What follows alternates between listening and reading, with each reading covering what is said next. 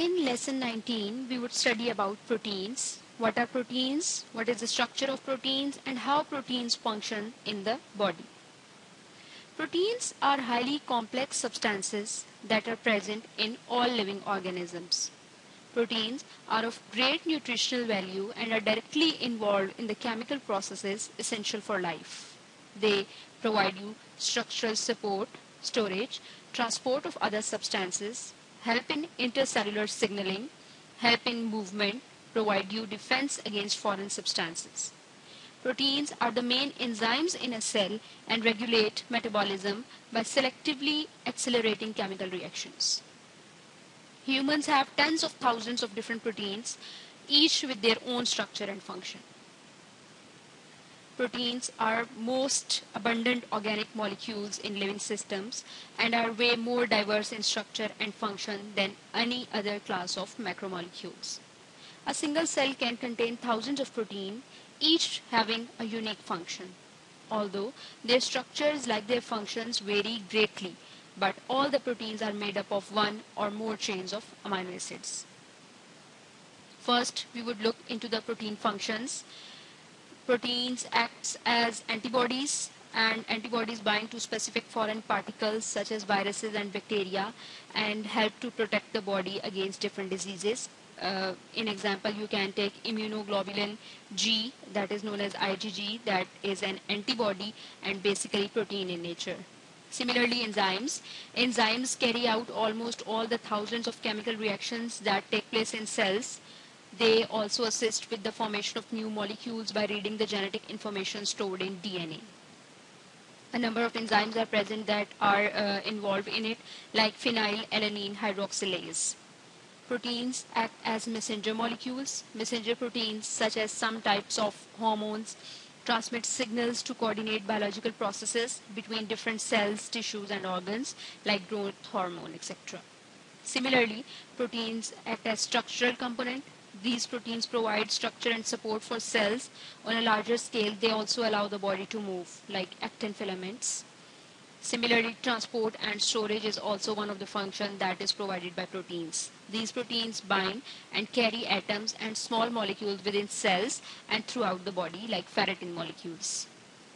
So these are some of the functions of protein. In next slides, we would see some more functions. So proteins are the most structurally complex molecules known. Each type of protein has a complex three-dimensional shape or conformation. All protein polymers are constructed from the same set of 20 monomers called as amino acids. Polymers of proteins are called as polypeptides, and a protein consists of one or more polypeptides folded and coiled into a specific conformation. So here is the molecular structure of protein. You can see that primary structure, there exist 4 levels of structure in protein: primary, secondary, tertiary, and quaternary structure. And if you look into the functions, they are involved in regulation, structure, movement, catalysis, transport, and signaling. Now we would see protein classification. Protein classification are based on one polypeptide chain that are known as monomeric proteins. Single monomer unit is known as monomeric proteins. If it has more than one chain, then they are known as multimeric proteins. Homomultimer, which have all one kind of chain, and heteromultimer include 2 or more different chains. Example, hemoglobin is a heterotetramer. It has 2 alpha chains and 2 beta chains. Proteins can be classified as fibrous, globular, simple, and conjugated proteins. Fibrous proteins, they are the polypeptides arranged in long strands or sheets, basically water insoluble, strong but flexible. They provide structural roles like keratin, collagen, etc. Similarly, globular proteins are the polypeptide chains folded into spherical or globular form. They are water soluble and contain several types of secondary structures. They perform diverse functions like enzymes, regulatory proteins. Simple proteins are composed only of amino acid residues, and conjugated proteins have specific prosthetic groups like metallines, cofactors, lipids, carbohydrates, and examples include hemoglobin, which has a heme group present. Here you can see fibrous proteins. Collagen is shown in the figure, and other examples like alpha keratin, zinc, fibrin, collagen, elastin. Globular proteins, these proteins more or less spherical in nature due to their distribution of amino acids, hydrophobic inside and hydrophilic outside. They are very soluble in aqueous solutions. Other examples include myoglobin, albumin, globulin, casein, hemoglobin, all of the enzymes and protein hormones. So proteins can play a very wide array of role in a cell or organism. Let's look on a few examples of common protein types that may be familiar to you and that are important in the biology of many organisms. Enzymes. Enzymes act as catalysts in biochemical reactions, meaning that they speed up the reaction. Each enzyme recognizes one or more substrates, the molecules that serve as a starting material for the reaction it catalyzes. Different enzymes participate in different types of reaction and may break down, link up, or rearrange their substrate. One example of an enzyme found in your body is salivary amylase, which breaks amylose, a kind of starch, down into smaller sugar units.